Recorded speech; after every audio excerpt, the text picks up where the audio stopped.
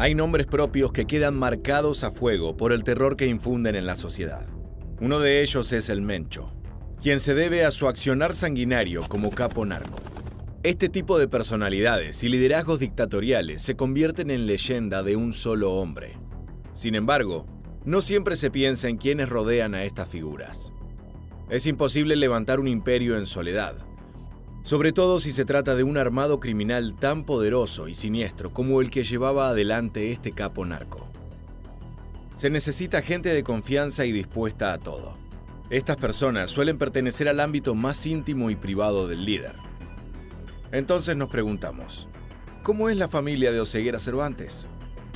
En el video de hoy vamos a explorar el perfil de este personaje y sus parientes más cercanos. Revisaremos sus andanzas criminales y cómo terminaron cuando decidieron romper la ley. En esta nueva entrega de Militarmente, conocerás a toda una familia criminal. No te muevas de tu asiento. Te prometemos, no te arrepentirás. En las infames páginas de la historia narco-mexicana, sobresale una figura que infunde miedo y peligro en toda la sociedad. Estamos hablando de Nemesio Rubén Oseguera Cervantes, conocido en los círculos clandestinos como el Mencho. Su historia comenzó en la tranquila Aguililla, en el estado de Michoacán, el 17 de julio de 1966. Su vida, marcada por la pobreza, dio un giro oscuro cuando decidió abandonar la escuela a temprana edad para adentrarse en el mundo del narcotráfico. El Mencho no es un líder criminal común. Es el arquitecto de un imperio de violencia y corrupción llamado Cártel Jalisco Nueva Generación. Con una recompensa de $10 millones sobre su cabeza, sus acciones han llevado al CJNG a convertirse en una de las organizaciones criminales más peligrosas de México y del mundo. Su leyenda se forjó en la escalada criminal contra criminales y policías desde 2015, lo que desató un reinado de terror en varias ciudades mexicanas. La brutalidad y violencia desperdigada en Jalisco y alrededores bajo su mando le ha valido la etiqueta de enemigo principal del Estado. Así, las autoridades no hacen más que soñar con verlo tras las rejas. El CJNG se erigió como un contrapeso feroz en la lucha por el poder criminal, desafiando incluso al Cártel de Sinaloa, dirigido por el mítico Chapo Guzmán, su antiguo aliado y actual némesis. Su capacidad para consolidar territorio y expandir sus operaciones hacia América, Asia, Europa y África ha elevado su estatus a nivel internacional, convirtiéndose en un grupo criminal tan monitoreado como el ISIS.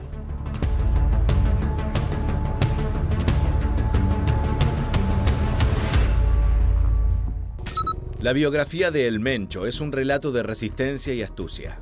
Desde su migración ilegal a California en la década de 1980, donde se sumergió en el comercio de drogas y cambió de identidad para evadir a las autoridades, hasta su estancia en prisión en Estados Unidos, donde se forjó como líder.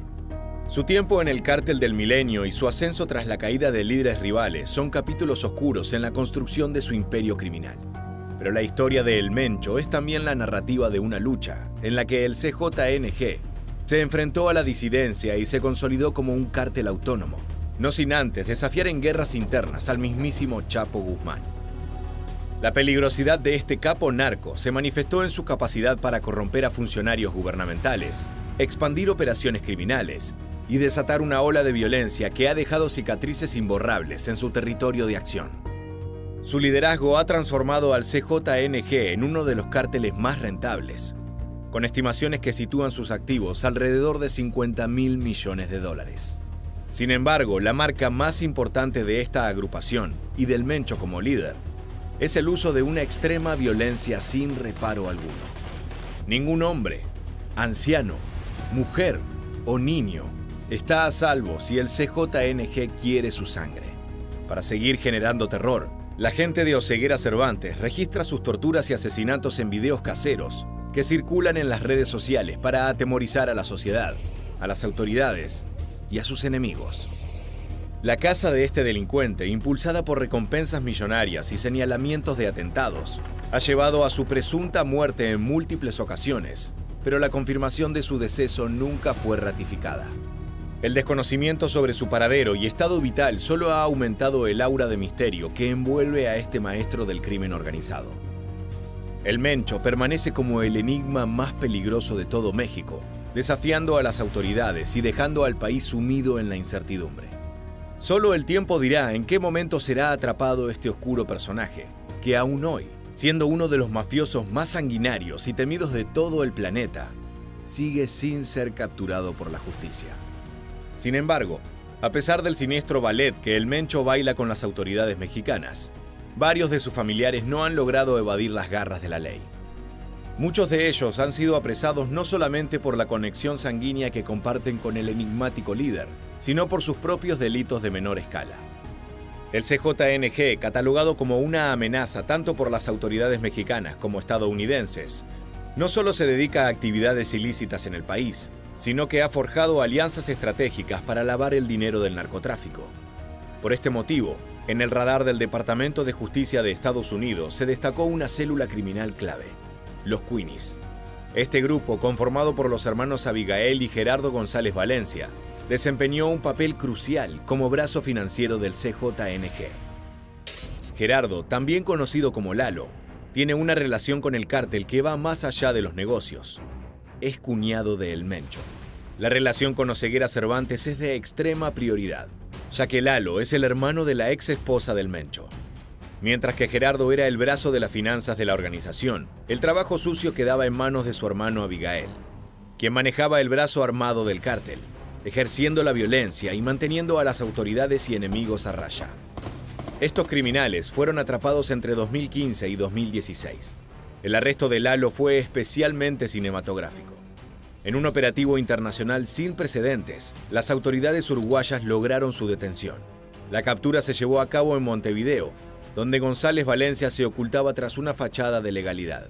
Al ser apresado, amenazó con el asesinato de funcionarios, cosa que alertó a las autoridades, que rápidamente empezaron a gestionar colaboración internacional para reducir su capacidad de influencia y daño.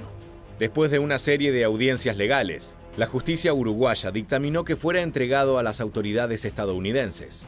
El día de su extradición, el criminal fue entregado a agentes norteamericanos en el aeropuerto, marcando el fin de su estancia en Uruguay y el comienzo de su estadía en Estados Unidos. A Gerardo se le imputa personalmente la coordinación de envíos masivos de drogas a dicho país.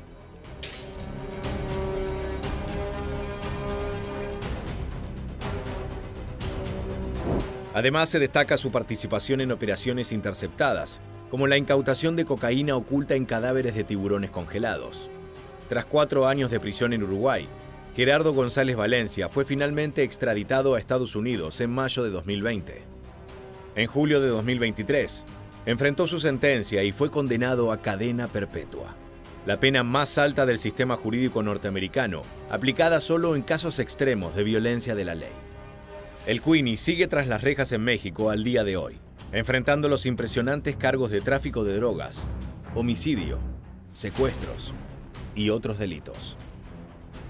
Pero Gerardo y su hermano no fueron los únicos criminales que formaban parte de la mesa familiar del Mencho. Había parientes mucho más cercanos involucrados en el imperio narco del CJNG.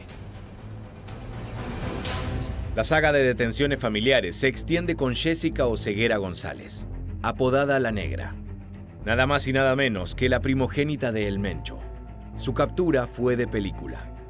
En febrero de 2020, fue apresada al ingresar al Tribunal de Distrito de Columbia, en Washington, cuando se presentó para mostrar apoyo a su hijo, que estaba a punto de ser enjuiciado por lavado de dinero en operaciones financieras vinculadas al CJNG. Lamentablemente, no hay archivo del momento. Fue acusada de participar en transacciones con entidades comerciales que brindaban apoyo económico al cártel de su padre. Su arresto estuvo vinculado a 5 empresas, las cuales fueron incluidas en la lista negra de la Oficina de Control de Activos Extranjeros de Estados Unidos. En marzo de 2021, se declaró culpable y fue condenada a 30 meses de prisión. Sin embargo, sorprendentemente, en marzo de 2022, Jessica Oseguera fue liberada antes de la fecha prevista. También terminó de cumplir la última parte de su condena en un penal de mínima seguridad en California. Esto se debió supuestamente a una carta que le envió a la jueza a modo de confesión. Veamos unos fragmentos de la misma. Acepto completa responsabilidad y estoy muy arrepentida. Entiendo la magnitud de mis acciones. Me arrepiento de lo que hice. He aprendido mi lección y nunca lo repetiré en el futuro. Le pido a su señoría que tenga piedad con mi sentencia. La jueza accedió insólitamente a su pedido, seguramente coercionada por el poder del CJNG o algún tipo de acto de corrupción. Al día de la fecha se desconocen los motivos, pero su liberación generó controversia e indignó a la población. A pesar de haber sido puesta en libertad, está siendo investigada nuevamente y enfrenta nuevas implicaciones legales en México por el presunto delito de lavado de dinero. Sin embargo, la negra no es la única hija que conforma el conocido dicho de tal palo, tal astilla. Rubén Oseguera Cervantes, alias El Menchito, es uno de los hijos más peligrosos del Mencho.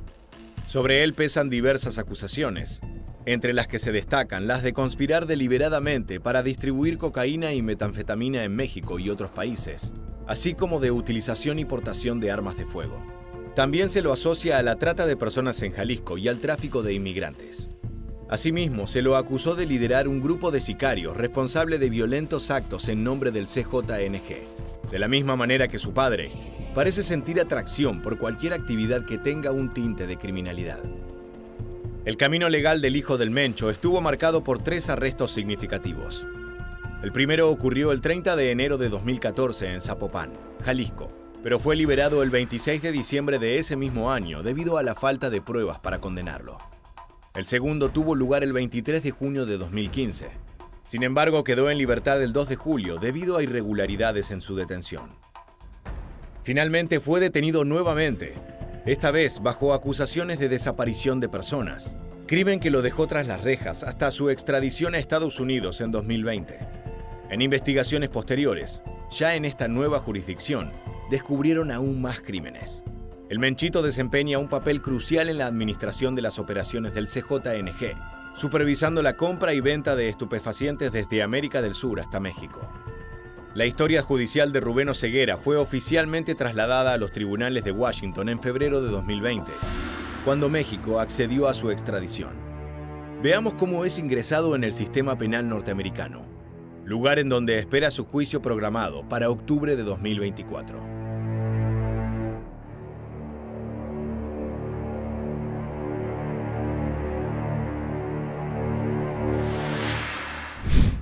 Podría suponerse que estos genes delictivos fueron heredados de su padre, pero quizás la madre también haya tenido algo que ver. La sombra de la justicia también se ciñe sobre la esposa de El Mencho, Rosalinda González Valencia, alias La Jefa, quien fue acusada de presuntos vínculos con el cártel Jalisco Nueva Generación. La mujer fue apresada por los cargos de ser responsable de operaciones con recursos de procedencia ilícita en beneficio del CJNG. Es decir, con dinero manchado de sangre del narcotráfico. Nada mejor que manejar los negocios en familia.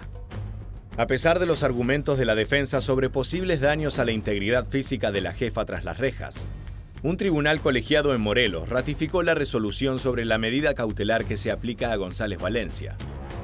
El abogado presentó un recurso que ya había sido rechazado 2 veces, subrayando la necesidad de considerar los problemas de salud de la acusada.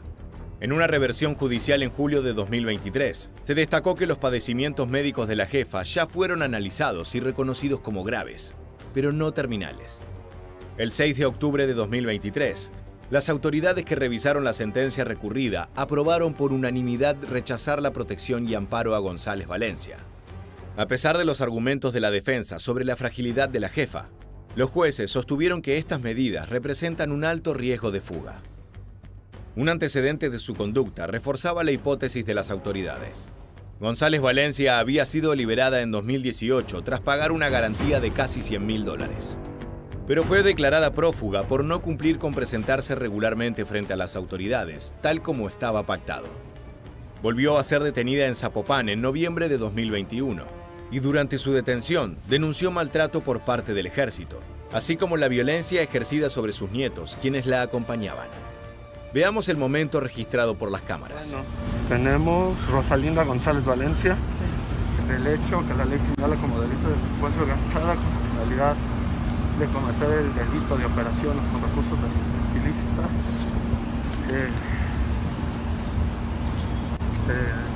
Se ordena una orden de aprehensión.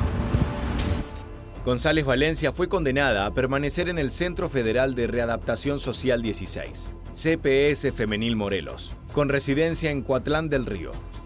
Después de ver todo este árbol genealógico criminal, podría pensarse que todo es fruto de una manzana podrida apodada El Mencho. Pero en realidad, no es el único delincuente de su generación, ya que hubo otro conocido mafioso en Jalisco que llevaba su apellido. Estamos hablando de nada más y nada menos que su hermano, Antonio Oseguera Cervantes. Este hombre era uno de los peces gordos del cártel de Jalisco Nueva Generación. Las autoridades mexicanas aseguran que el hermano del Mencho, que se hacía llamar a sí mismo Tony Montana, era el responsable del blanqueo de capitales dentro del CJNG. También se ocupaba de la compra de armamento y la coordinación de la pelea contra organizaciones criminales. La justicia internacional tuvo puesta la mira sobre su figura, ya que estaba acusado de conspiración para distribuir cocaína y metanfetamina en territorios ajenos a México. Una de las sospechas más graves que pesaba sobre su cabeza era que proveía al cártel de sofisticado armamento militar. En un golpe a la criminalidad, las autoridades lograron la detención de Tony Montana. Este personaje era buscado por las agencias estadounidenses, puntualmente por los delitos de tráfico internacional de drogas y posesión de armas de fuego. A pesar de ser tan escurridizo como su hermano, un misterioso informante fue quien lo entregó a la justicia. En diciembre de 2022, el chofer de Tony, uno de sus colaboradores más estrechos, tomó la sorprendente decisión de hablar con las autoridades y traicionar a su superior. A través de un correo electrónico, este denunciante develó todas y cada una de las actividades delictivas del hermano de Oseguera Cervantes en el municipio de Tlajomulco de Zúñiga. Describió a Montana como una figura violenta y prepotente, siempre rodeado de una escolta armada. También detalló sus operaciones en varios puntos estratégicos, incluyendo el municipio donde radicó la denuncia, además de Tlaquepaque, Guadalajara y Zapopan. Este cóctel de revelaciones puso al líder criminal en la mira de la justicia. Según el testimonio del ex colaborador, se desempeñaba como su conductor, así como también siendo su mano derecha en la venta de drogas y otros delitos. Antonio Oseguera, aficionado a los excesos, solía ser llevado semi-inconsciente a su residencia debido a sus excesos de alcohol y drogas. Estas declaraciones no solo proporcionaron información valiosa sobre las actividades de Tony Montana, sino que también revelaron su modus operandi y su estilo de vida desenfrenado. Basándose en esta información privilegiada, las autoridades implementaron un operativo de seguimiento que culminó en la captura del hermano del Mencho en diciembre de 2022. Como dato de color, quisiéramos compartirles una ironía del destino. En una de sus detenciones en 2015, este chofer y Antonio Oseguera fueron arrestados, y fue el mismo Tony Montana quien pagó la fianza para garantizar la liberación de ambos. Este gesto de camaradería criminal terminó por convertirse en la propia condena del capo narco, como una cruel ironía del destino. A pesar de ser puesto en custodia, el 29 de septiembre de 2022, una jueza federal dejó sin efecto la acusación de Antonio Oseguera Cervantes por el delito de acopio de armas de uso exclusivo del Ejército, Armada y Fuerza Aérea. Claramente los hilos de poder que movía el CJNG estaban dando su efecto. Si bien la Secretaría de la Defensa Nacional lo señaló como posible operador logístico de un grupo criminal, la jueza determinó que no existían indicios razonables para sostener tal acusación. Sin embargo, en enero de 2023, el Departamento de Justicia de Estados Unidos acusó a Tony Montana de conspirar para traficar metanfetamina y cocaína a territorio norteamericano entre los años 1998 y 2022, por lo que fue extraditado y está aguardando juicio en el territorio norteamericano, donde el poder de influencia del Mencho es mucho menor. La captura de Tony Montana es un episodio más en la lucha contra el crimen organizado. Un giro impulsado por la colaboración de un ex socio reveló las complejidades y traiciones dentro de los cárteles. De la misma manera, los otros miembros del clan, entre los que se encontraban el cuñado y la esposa del Mencho, incluso sus propios hijos, han demostrado ser tan mafiosos como su jefe y estar igual de involucrados en el negocio. En este juego de ajedrez criminal, donde el Mencho es el rey, la captura y enjuiciamiento de sus familiares arroja luz sobre las conexiones intrincadas que sostienen al imperio del CJNG. Mientras el líder escurridizo permanece en las sombras, los lazos de sangre se desenredan en un teatro judicial que sigue develando los secretos de uno de los cárteles más poderosos de la historia reciente. Mientras todo alrededor se desmorona, ¿puede el Mencho seguir permaneciendo impune?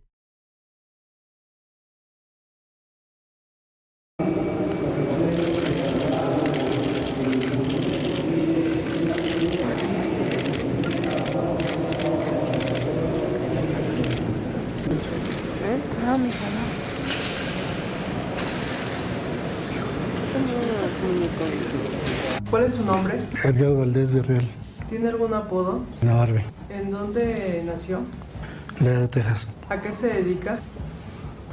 Al narcotráfico. El crimen organizado fue lo que llevó a Edgar Valdés Villarreal a la fama, quien supo ser uno de los capos narcos más importantes de México durante los años 2000.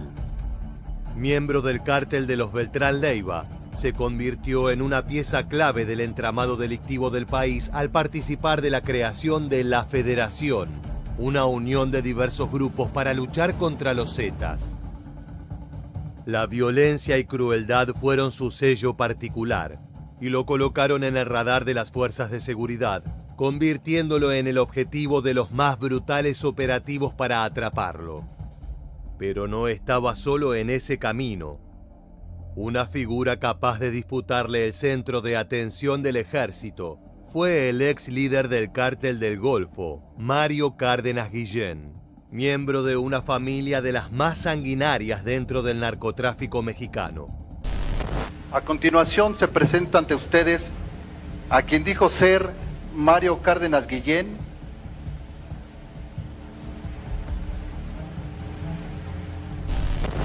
En este nuevo video de Militarmente, conoceremos la historia de estos dos despiadados personajes que fueron sinónimo de muerte en sus años gloriosos y descubriremos los operativos que los pusieron tras las rejas, dando fin a su vida criminal.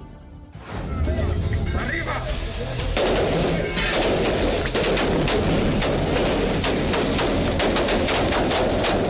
H2. Aguas.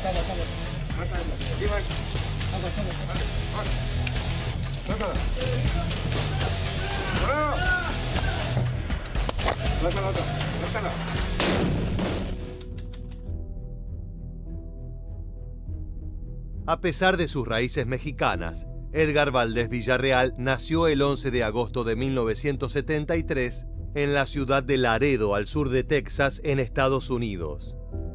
Allí asistió a la escuela secundaria, donde su entrenador de fútbol americano lo apodó la Barbie debido a su piel blanca, cabello rubio y ojos claros. En ese momento no sabía que había bautizado a quien sería uno de los hombres más peligrosos dentro del mundo del narcotráfico. Desde joven dio señales de su crueldad. A los 19 años fue detenido por la policía texana, acusado de homicidio por negligencia luego de atropellar a un consejero de la escuela con su camioneta, pero finalmente no recibió ninguna pena por este hecho.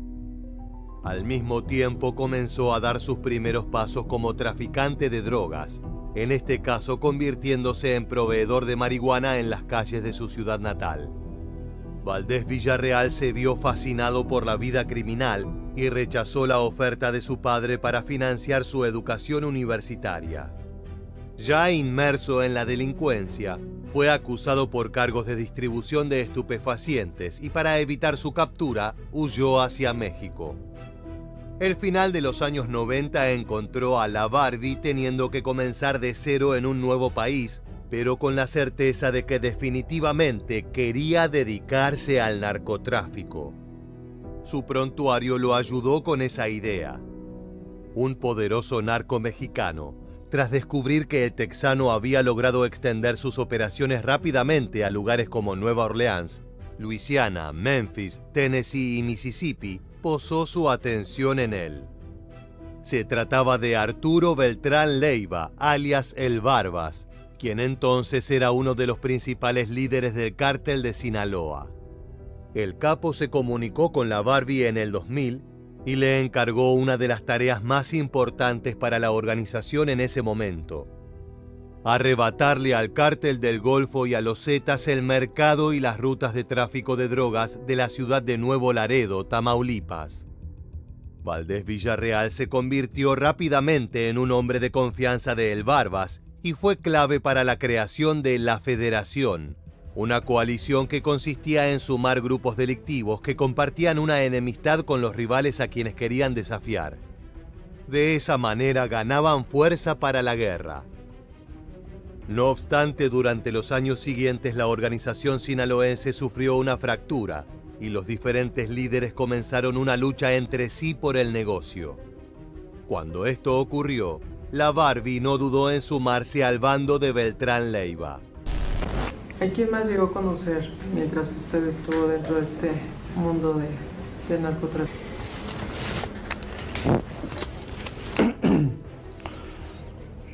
Al Chapo, al Mayo, al Azul. ¿Cómo dice? ¿Cómo es que conoce a Chapo Guzmán? En una junta. Después comienzan las envidias y se volvió toda la guerra. Pero con el Chapo. ¿Las envidias entre quién? Entre Arturo y el Chapo. Y el Mayo. Nacho Coronel. Todos ellos. Cada uno de esos nombres eran líderes de los cárteles más importantes de México y desataron una violenta etapa de batalla por el control del tráfico en las calles de Nuevo Laredo, donde la Barbie comenzó a mostrar su crueldad y brutalidad. El enfrentamiento entre el cártel que formaron los hermanos Beltrán Leiva y el de Sinaloa provocó la muerte de miles de personas, y Valdés Villarreal estuvo detrás de muchos de esos crímenes. Ya como parte crucial de la organización liderada por el Barbas, nuestro protagonista fue enviado al estado de Guerrero, donde se convirtió en el jefe de sicarios. Su perfil sanguinario era una ventaja a favor, pero principalmente se ganó aquella posición por su destreza para reclutar pistoleros, entre los cuales se encontraban varios miembros de la Agencia Federal de Investigaciones. En su nuevo rol, la Barbie comenzó su propia guerra en el puerto de Acapulco, donde combatió con las facciones de los Zetas y grupos criminales locales. Se volvió común encontrar cuerpos con huellas de una feroz violencia, así como policías asesinados, convirtiendo a Guerrero en un estado devastado por la masacre. Mientras la increíble guerra que había comenzado en 2005 se desataba, Edgar Valdés Villarreal se paseaba orgulloso en lujosos automóviles, vestido con ropa de diseñador. Por las noches se dejaba ver en exclusivas discotecas rodeado de muchas mujeres. La lujuria era su debilidad. Sus enemigos buscaron aprovechar su adicción por la fiesta, enviando a 2 jóvenes para seducirlo y asesinarlo.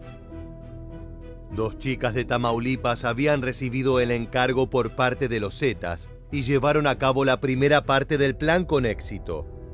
Sin embargo, luego de salir de un bar con la Barbie, el astuto narco no se dejó llevar por las apariencias y ordenó a sus operadores que las revisaran. Así descubrieron que en sus bolsos llevaban una pistola y una granada. Acto siguiente encerraron a ambas mujeres por una semana con el fin de obtener información sobre el enemigo. Cumplido ese tiempo, Valdés Villarreal decidió dejarlas en libertad. Sabía que al regresar a Tamaulipas serían asesinadas por no cumplir con su misión. Y no se equivocaba. El narco continuó ganando poder e influencia como parte fundamental del cártel de los Beltrán Leiva, hasta que el 16 de diciembre de 2009 la organización sufrió un duro golpe. Efectivos de la Marina desplegaron un fuerte operativo en Cuernavaca, capital del estado de Morelos, donde luego de una feroz balacera abatieron a El Barbas. El operativo convirtió la zona residencial en un campo de batalla entre narcotraficantes y militares, según imágenes transmitidas por la televisión. Los tiroteos, según habitantes de Cuernavaca, se prolongaron por 5 horas. Estados Unidos felicitó a México por esta operación bien ejecutada que significó un duro golpe contra los cárteles de la droga. Arturo Beltrán Leiva era la persona más cercana a Valdés Villarreal dentro de la organización criminal, y tras su muerte, la Barbie decidió seguir su propio camino. Con los hombres de mayor confianza que había reclutado durante los últimos años, emprendió una batalla para controlar el mercado de drogas en Guerrero, especialmente en Acapulco, donde nuevamente se vivieron algunas de las jornadas de mayor violencia en su historia. No obstante, tras un largo trabajo de inteligencia de las autoridades mexicanas, elementos de la Policía Federal recibieron confirmación sobre la presencia del capo narco en una casa de campo ubicada en Cañada de Alférez, en el Estado de México. y allí entraron en acción. El 30 de agosto de 2010, los efectivos tomaron por sorpresa a Valdés Villarreal y a sus hombres, llevando a cabo un exitoso asalto en el que la Barbie fue detenido junto a varios miembros de su grupo delictivo. Durante el allanamiento de la vivienda donde se encontraban, se incautaron cientos de miles de dólares, una gran cantidad de armas incluyendo varias AK-47, pistolas bañadas en oro y valiosas piezas de arte. Debido a la envergadura de su persona, Edgar Valdés Villarreal fue presentado como un gran trofeo por las autoridades, ya que se trataba de uno de los hombres más buscados de México. Su cabello rubio y ojos claros le hicieron ganar el apodo La Barbie, su reputación como cruel y violento, un puesto en lo más alto del narcotráfico en México. Sonriendo por momentos, así era presentado tras su captura por el gobierno mexicano en el 2010, Edgar Valdés Villarreal. Aquel gesto de risa durante la presentación con la prensa desató una gran polémica en el país, dado que muchos lo interpretaron como una burla a las autoridades. De todas maneras, poco importó esto a la policía, que había logrado meter tras las rejas a uno de los líderes más buscados del mundo de las drogas. Tras diversos procesos y una huelga de hambre por parte de Valdés Villarreal, con la que denunciaba el trato que estaba recibiendo, la Barbie fue extraditado a Estados Unidos en 2015. 3 años después, un tribunal de Atlanta, Georgia, lo condenó a 49 años y 1 mes de prisión, además de una multa de 192 millones de dólares por 4 delitos de narcotráfico y 1 de lavado de dinero. El narco se había declarado culpable de las acusaciones para evitar la sentencia a cadena perpetua que se había solicitado en su contra. El fiscal del caso alegó entonces que la Barbie importó toneladas de cocaína a suelo estadounidense. Y mientras tanto avanzaba sin piedad hacia los cargos más altos de uno de los cárteles más poderosos de México, dejando a su paso incontables vidas destruidas por la violencia. De esta forma, Edgar Valdés Villarreal debe cumplir una pena de cárcel al menos hasta mediados del año 2050, dependiendo de su comportamiento, una decisión que contentó a las autoridades de ambos países. No obstante, algo llamativo ocurrió a principios de 2024, cuando se dio a conocer que su nombre había desaparecido del listado de presos bajo custodia en los registros de la Agencia Federal de Prisiones de Estados Unidos. Esto encendió las alarmas, y aunque las autoridades estadounidenses no han revelado el paradero ni la situación del reo, un portavoz de la mencionada oficina expresó que el hecho de que no aparezca en la lista no quiere decir que Valdés Villarreal esté libre. Más allá de esa aclaración, el presidente de México, Andrés Manuel López Obrador, anunció que su gobierno ha pedido explicaciones a Washington. Si no está preso, hay que ver cuál fue el arreglo, porque su sentencia era por varios años.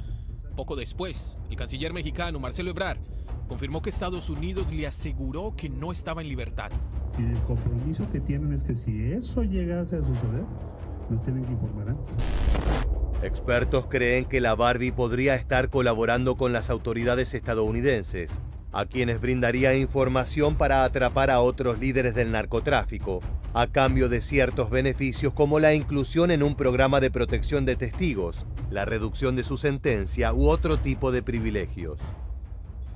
Sea como sea, lo cierto es que aquellos días en los que este violento y despiadado criminal regaba con la sangre de sus enemigos las calles de México han acabado.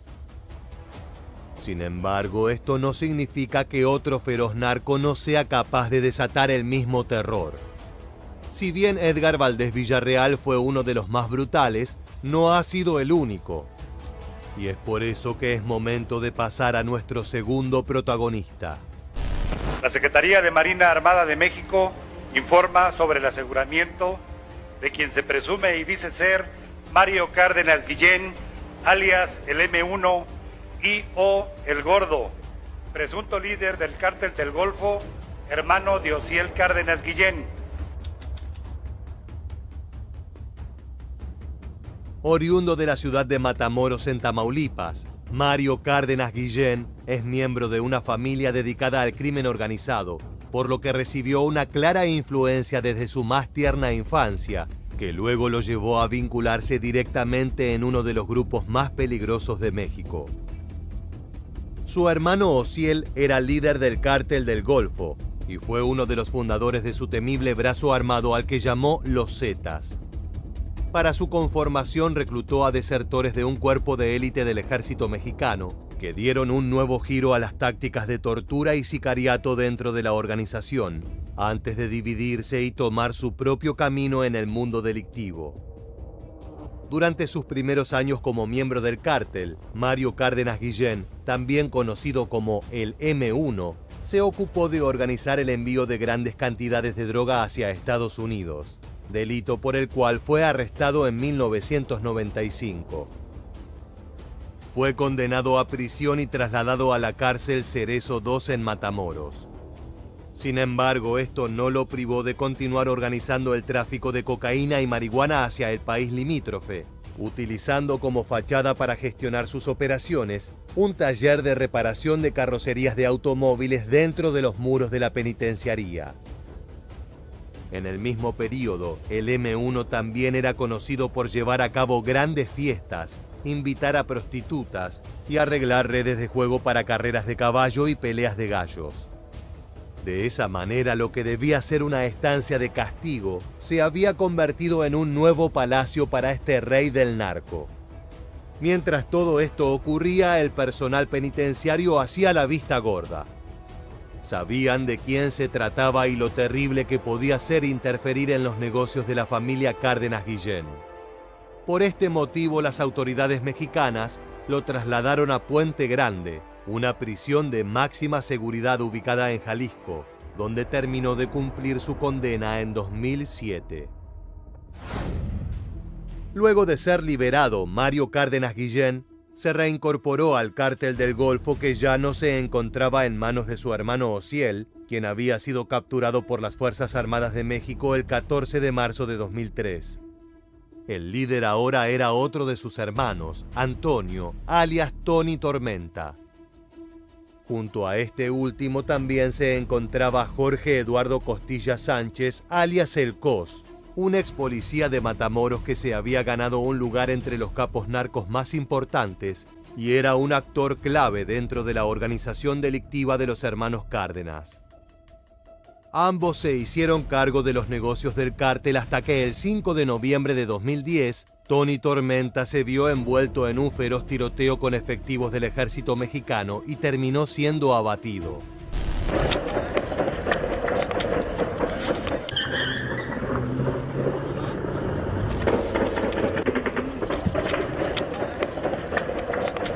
Los operativos de inteligencia para la ubicación y persecución de dicha persona se venían llevando a cabo desde hace algún tiempo y el día de hoy tuvieron este resultado posterior a un enfrentamiento.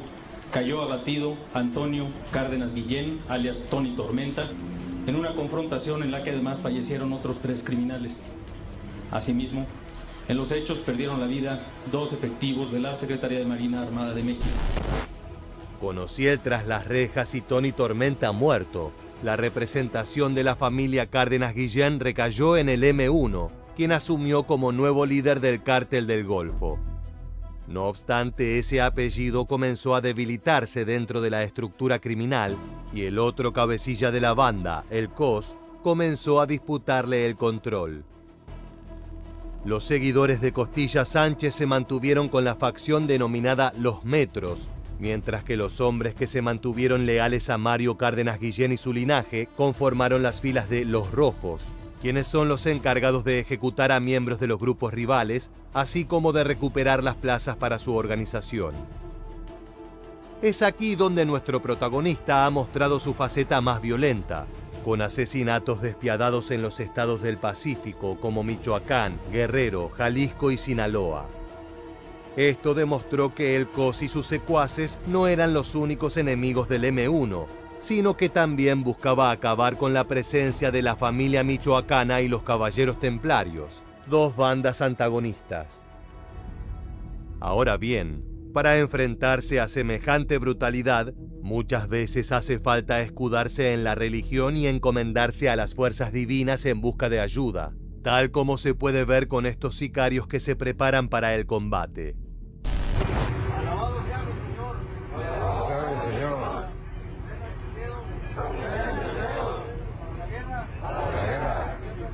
Y mis manos a la batalla. Iglesia Baluarte, gloria, salvación, y honor, por los siglos de los siglos. Amén. Paradójicamente, estos hombres repiten su plegaria antes de cometer los actos más crueles que existen. La gran violencia que ejercía Mario Cárdenas Guillén contra sus enemigos fue la misma que hizo que el conflicto interno del Cártel del Golfo escalara a otro nivel. Si bien los problemas en el liderazgo ya eran evidentes, ambas facciones podían coexistir sin mayores inconvenientes. No obstante, el 2 de septiembre de 2011, las autoridades mexicanas encontraron el cadáver de Samuel Flores Borrego, alias Metro 3, en la caja de una camioneta en las afueras de la ciudad de Reynosa, Tamaulipas. Junto al difunto, quien formaba parte del bando de El Cos, se encontraba el cuerpo de un ex policía. Ambos fallecidos presentaban señales de haber sido severamente golpeados antes de recibir un tiro de gracia en la nuca. También se encontró un mensaje dirigido a los Metros, por lo que los informes preliminares de las fuerzas de seguridad indicaron que se había tratado de un ajuste de cuentas interno de los hombres liderados por Mario Cárdenas Guillén, el M1. Así fue como se desató una terrible guerra entre miembros de la misma organización criminal, que se traducía en intensos tiroteos a lo largo de todo Tamaulipas y robos de cargamentos de droga entre las dos facciones. Más allá de que ambos consiguieron victorias y derrotas en los distintos enfrentamientos, fueron los Metros los que lograron retener el control de las principales ciudades, asestando un duro golpe a Cárdenas Guillén. Y como si eso fuera poco, un nuevo operativo de las fuerzas militares lo acechaba. El 3 de septiembre de 2012, personal de la Secretaría de Marina Armada de México llevó a cabo una redada en una vivienda de la ciudad de Altamira, Tamaulipas, la cual había sido marcada por informes de inteligencia como el posible paradero del M1. Efectivamente, los militares se encontraron con Mario Cárdenas Guillén, quien fue rápidamente capturado sin oponer resistencia. Al día siguiente, el narcotraficante fue presentado en televisión nacional vestido con un chaleco antibalas negro y acompañado por 2 marines con pasamontañas.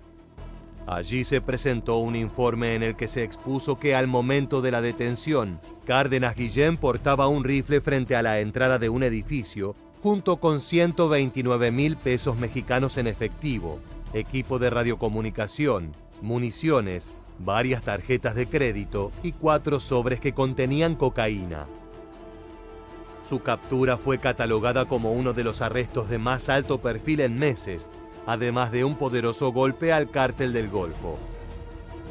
Luego de un largo proceso en el que la defensa del narco intentó apelar las acusaciones que recaían sobre el M1, el 16 de abril de 2021 fue condenado en México, donde se le impuso una pena de 2 décadas de prisión por los cargos de narcotráfico y delincuencia organizada.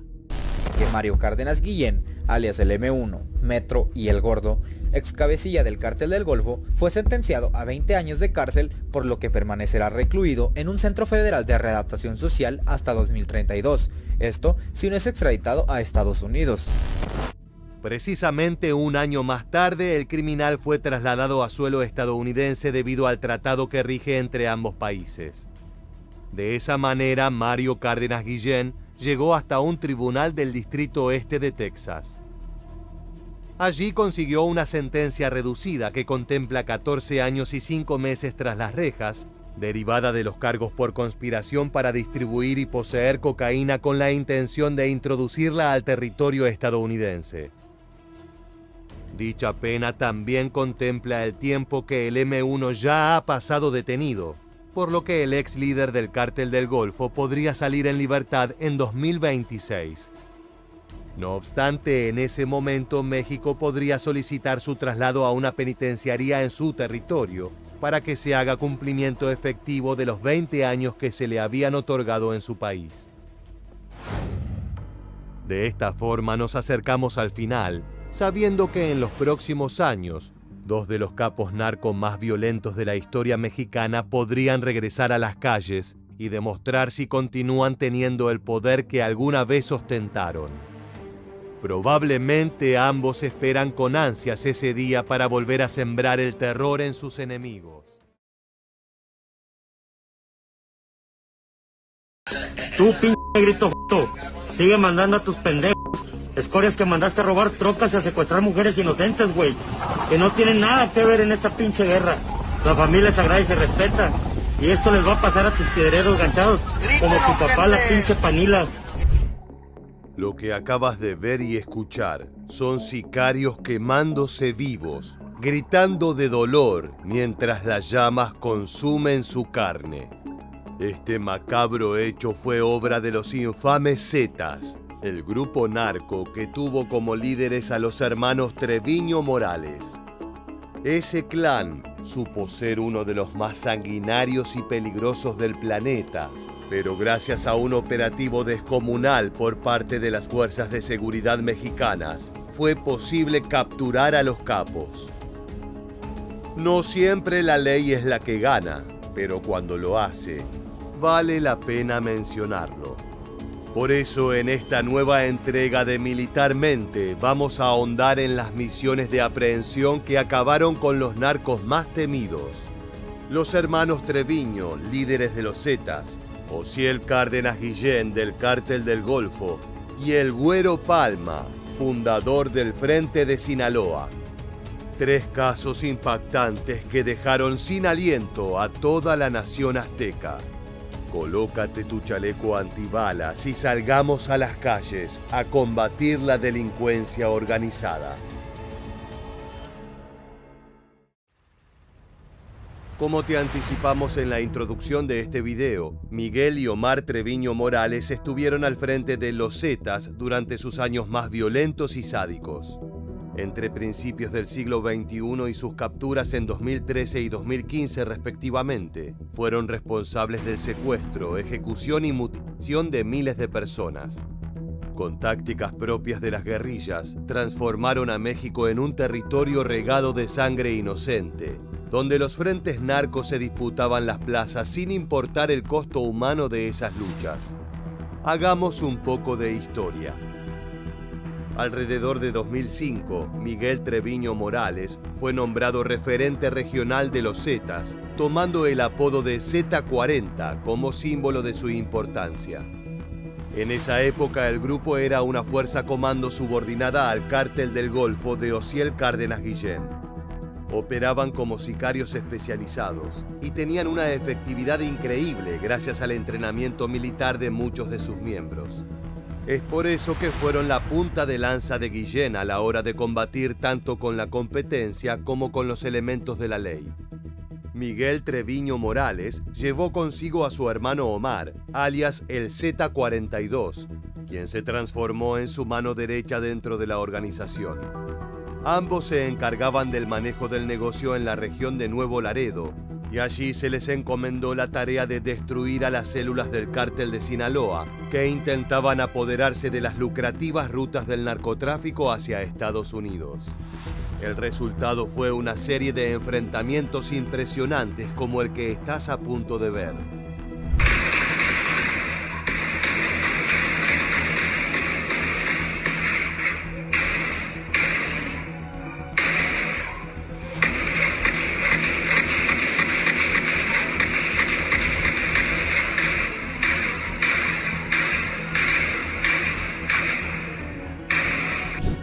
Luego de asegurar con éxito estas rutas en Nuevo Laredo en 2006, los hermanos Treviño Morales fueron trasladados a Veracruz para dirigir a las tropas.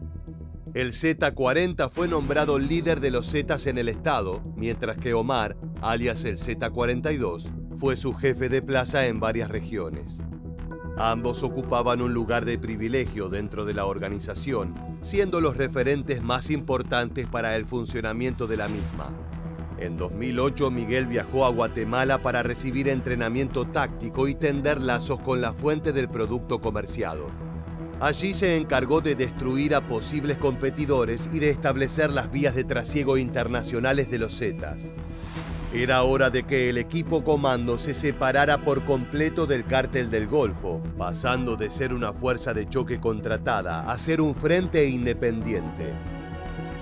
Los sicarios al mando de los Treviño Morales marcaron a fuego la historia de México. Como te anticipamos, eran asesinos despiadados que empleaban técnicas militares para amedrentar a sus enemigos. Desde el fusilamiento masivo al despellejamiento de víctimas para su posterior exhibición en la vía pública. El horror se apoderó de las calles aztecas, elevando el nivel de violencia hasta límites nunca antes vistos. Es por eso que el Estado tuvo que tomar cartas en el asunto para poner un freno al horror. El 15 de julio de 2013, en el estado de Nuevo León, infantes de Marina mexicanos se apersonaron para un operativo que pretendía capturar a Miguel Treviño Morales, principal ideólogo de esa violencia. Luego de meses de inteligencia, los oficiales lograron reunir suficientes datos como para dar persecución al vehículo blindado del narcotraficante. El capo no tuvo oportunidad de defenderse ni emprender un escape de emergencia. Los uniformados rodearon todas las salidas y cercaron cada ruta importante del estado. No había forma de huir. En un operativo prácticamente quirúrgico, donde no fue necesario hacer un solo disparo, ni hubo heridos, cayó el temible Miguel Ángel Treviño Morales, cabeza del sanguinario Cártel de los Zetas. La detención del Z-40 sorprendió a todo México. Se trataba de una de las figuras más reconocidas del crimen organizado, y de un día para el otro se lo vio en todos los noticieros siendo escoltado por agentes de la Marina. Desgraciadamente, los cárteles tienen una capacidad de supervivencia increíble. No alcanza con eliminar a uno de sus líderes para dejar fuera de funcionamiento a una organización tan brutal como los Zetas. De acuerdo con información proporcionada por Estados Unidos y México, el lugar de Miguel fue ocupado por su hermano Omar Treviño. El Z-42 se mantuvo al frente de las células supervivientes de los Zetas, llevando a cabo crímenes brutales a lo largo y ancho del territorio azteca. Sin embargo, sus días en libertad estaban contados. Pronto sufriría el mismo destino que su infame hermano. La investigación para detener a Omar empezó inmediatamente después de la aprehensión de Miguel, tras la cual se abrieron diversas líneas. Una de ellas estaba vinculada con Carlos Arturo Jiménez Encinas, presunto encargado de las finanzas de los Zetas. Durante el seguimiento de Encinas se ubicaron varias viviendas que visitaba en la ciudad de Monterrey y sus alrededores. Para sorpresa de las autoridades, en uno de los domicilios se observó a una persona con las características físicas de Omar Treviño Morales, por lo que se decidió incrementar la vigilancia en la zona para tratar de verificar su identidad. La ley no podía dejar escapar a una presa tan codiciada. El operativo en cuestión ocurrió en la madrugada del 4 de marzo de 2015 en el municipio de San Pedro Garza García, estado de Nuevo León. Bajo el manto de la oscuridad se llevó a cabo una acción conjunta de fuerzas federales, ejército y de la Policía de México. La cantidad de uniformados puestos en servicio da una pauta de la importancia de la presa. Las tropas se reunieron en torno a una lujosa residencia que contaba con cámaras de seguridad y 2 cocheras. Era la casa de Omar Treviño Morales. Al igual que en la captura de su hermano, los uniformados actuaron con información precisa y prácticamente no fue necesario utilizar las armas de fuego. Los subordinados del capo no esperaban un operativo de esa magnitud. Luego se registraron estas imágenes en las cuales se ve al líder Z siendo fotografiado dentro de un avión militar. Pensativo y afligido. Así lucía Omar Treviño Morales, alias el Z42, en su trayecto hacia la Ciudad de México tras su captura. En un video distribuido por las autoridades, se observa cómo el líder de los Zetas es examinado y fotografiado por personal de la Procuraduría General de la República, mientras es trasladado vía aérea de Nuevo León, en el norte del país, donde fue detenido, a la Ciudad de México. La recompensa por información sobre Omar Treviño Morales era de parte del gobierno mexicano de 30 millones de pesos, mientras que la Agencia de Control de Drogas, ODEA, llegaba a los 5 millones de dólares. Finalmente, el 21 de julio de 2019, el Z42 fue sentenciado a 18 años de prisión por un juez federal de México. El siguiente caso que vamos a conocer corresponde a una figura que ya mencionamos al narrar la cruenta biografía de los Treviño Morales. Estamos hablando de Osiel Cárdenas Guillén, uno de los referentes históricos del Cártel del Golfo, la organización criminal en actividad más antigua de México. Ten en cuenta que los orígenes de este grupo se encuentran en los años 30, cuando los bandidos al norte del país traficaban bebidas alcohólicas a través de la frontera. Desde entonces, los integrantes se adaptaron a los consumos ilegales de la época para generar ganancias millonarias, incluso si eso implicaba el derramamiento de sangre y el uso de tropas armadas para dominar las calles. Volvamos ahora a hablar del líder que nos compete en este video. Osiel Cárdenas Guillén nació el 18 de mayo de 1967 en Matamoros, Tamaulipas. Era hijo de una familia humilde, por lo que a los 14 años se fue a vivir a casa de su hermana Lilia por falta de recursos en el hogar paternal. Desde niño se desempeñó en muchos trabajos, pero pronto descubrió que tenía un talento casi natural para la delincuencia. Ya con 19 años se adentró en el negocio de la venta de cocaína, utilizando una serie de talleres mecánicos como coartada. Su reputación e influencia fueron en constante ascenso, hasta que a mediados de los años 90 se transformó en el principal encargado del trasiego de narcóticos para el infame Cártel del Golfo. Eran épocas cambiantes que demandaban violencia extrema. Es por eso que el capo creó su propia fuerza de choque compuesta por militares desertores, los antes mencionados Zetas. Junto a esos sicarios, Osiel Cárdenas Guillén sembró el terror en México.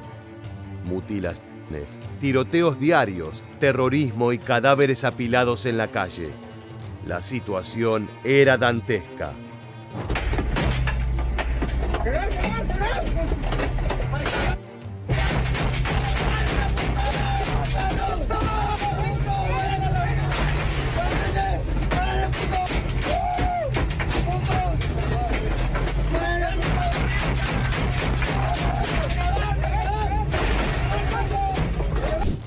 El 14 de marzo de 2003, elementos del Ejército Mexicano y de la Procuraduría General de la República llevaron a cabo un operativo secreto en Tamaulipas, uno de los territorios centrales del Cártel del Golfo. El objetivo era decapitar a la bestia, capturando a su principal referente, con la esperanza de que eso fuera suficiente para detener sus crímenes. En el cielo tamaulipeco sobrevoló por varias horas un helicóptero de la Marina. Abajo, en la tierra, se sucedieron 3 balaceras que rompieron la tranquilidad en la región de Matamoros. Primero hubo detonaciones de armas de fuego en el interior de una casa. Eran asesinos ocultos que trataban de impedir el accionar policial. Más tarde hubo una segunda ráfaga de cartuchos cuando Osiel Cárdenas Guillén estaba siendo sacado del sitio en manos de los uniformados. En ese momento, sicarios del Cártel del Golfo accionaron sus AK-47 logrando herir a 3 soldados.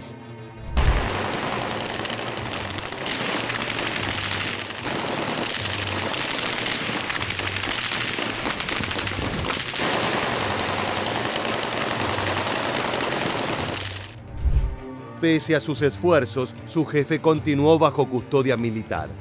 Era momento de llevar a cabo la segunda parte del plan de detención.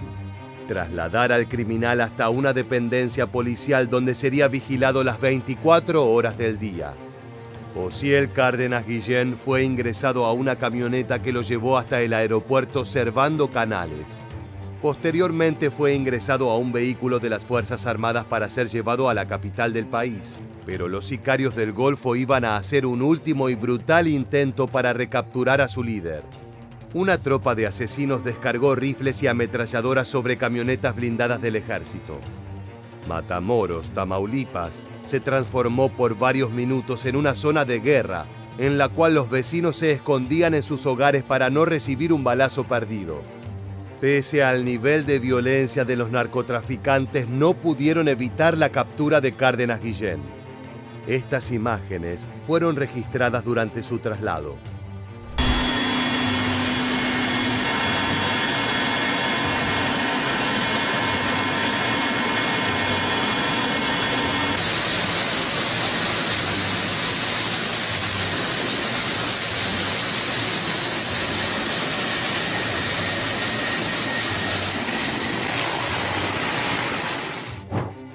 El 7 de marzo de 2005, el gobierno mexicano concedió a Estados Unidos la extradición del capo. Sin embargo, su entrega a las autoridades estadounidenses no fue inmediata, ya que Cárdenas Guillén debía enfrentar antes una serie de procesos en México.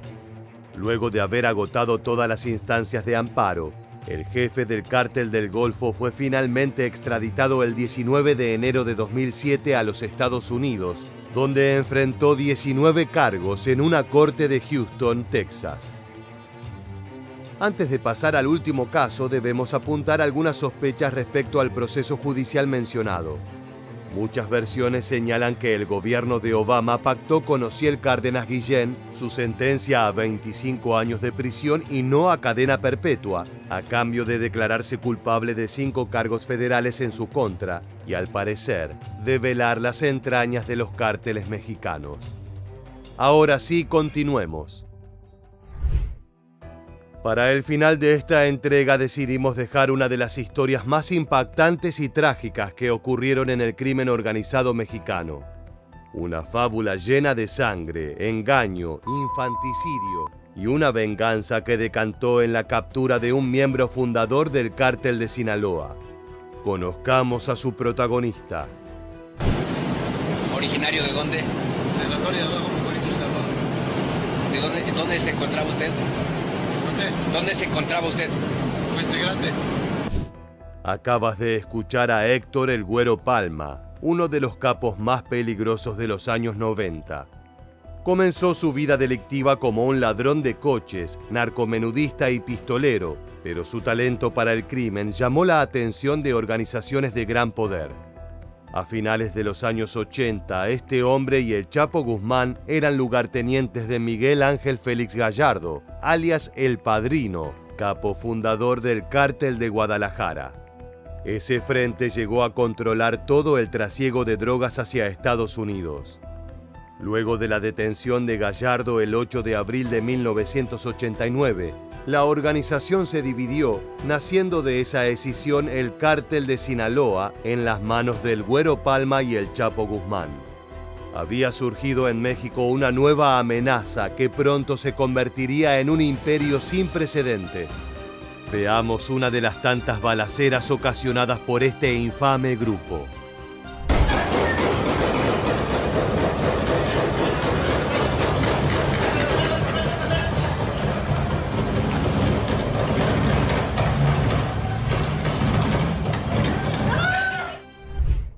El frágil equilibrio del mundo criminal fue revuelto debido a una venganza de Félix Gallardo contra el Güero, motivada por el robo de 300 kilos de cocaína. El antiguo líder de Guadalajara planeó cobrarse el narcótico con sangre, y para ello recurrió a Rafael Clavel, un sicario venezolano que se involucró en la familia del capo de Sinaloa. Primero se transformó en su cuñado al casarse con su hermana Minerva. Después sedujo a Guadalupe Leija Serrano, esposa del Güero Palma, con quien éste tenía 2 hijos pequeños. En 1989 la mujer huyó hacia Venezuela con Rafael Clavel junto a sus hijos, Natalí y Héctor, de 4 y 5 años respectivamente, y $2 millones retirados de la cuenta de su esposo. Ya en aquel país, Clavel hizo efectiva la venganza de Félix Gallardo. Degolló a Guadalupe Leija Serrano y envió su cabeza en una congeladora a El Güero. Luego asesinó a los niños arrojándolos desde un puente en Caracas conocido como El Viaducto. El criminal sinaloense perdió la cordura. En un solo golpe le arrebataron todo lo que amaba. Ahora solo le quedaba la revancha. La respuesta de Palma fue salvaje. Se encargó de dar cacería a todos los involucrados, llegando a matar hasta 9 familiares de Félix Gallardo, incluyendo niños y mujeres embarazadas. Los cadáveres fueron descuartizados o incinerados y sus restos se exhibieron en las calles. En cuanto al sicario venezolano, fue atrapado por la justicia de su país, pero una vez dentro de la cárcel, recibió la atención de socios locales del cártel de Sinaloa, quienes lo asesinaron luego de una larga tortura. Semejante carnicería llamó la atención de las autoridades, que enfocaron a su mejor personal para dar captura al socio del Chapo. El 23 de junio de 1995, el Güero Palma despegó de Ciudad Obregón con destino a Toluca para asistir al casamiento de un amigo del crimen organizado. Ese fue su último viaje como hombre libre. El capo no pudo descender a su destino original debido a un operativo militar que tomó control de toda la pista de aterrizaje. Ante la emergencia, la avioneta de Palma enfiló rumbo a Zacatecas. Desgraciadamente para él, allí también lo esperaba la implacable justicia. Luego de volar sin destino por varias horas, el combustible se acabó y la aeronave cayó en la frontera entre Jalisco y Nayarit. Malherido, sus hombres llevaron a El Güero a una casa de seguridad donde al día siguiente fue detenido.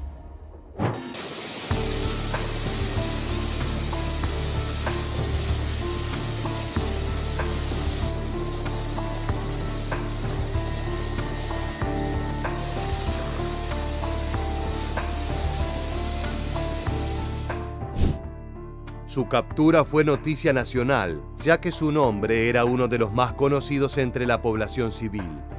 Para muchos jugó un rol fundamental en la construcción del cártel de Sinaloa como imperio hegemónico del crimen organizado azteca, y por ello fue responsable de la muerte de decenas de miles de personas. Entre los detalles más llamativos de aquella aprehensión se encontraba la pistola de oro de Palma, la cual acaparó la atención de los policías que participaron del caso. La abundancia de pruebas y la espectacular huida aérea del narco dieron como resultado un proceso judicial bastante simple. Al cabo de pocos meses se encontraba tras las rejas en su tierra natal, pero ese no fue su último destino. En el año 2007, Palma fue extraditado a Estados Unidos, donde permaneció por casi 10 años. Una vez resueltas sus cuentas pendientes al norte del Río Bravo, el delincuente fue devuelto a México en 2016. Desde entonces ha luchado contra sus cargos presentados en México con la esperanza de recuperar la libertad, aunque difícilmente lo logre, ya que tiene pendientes numerosos crímenes que aún ni siquiera han sido procesados.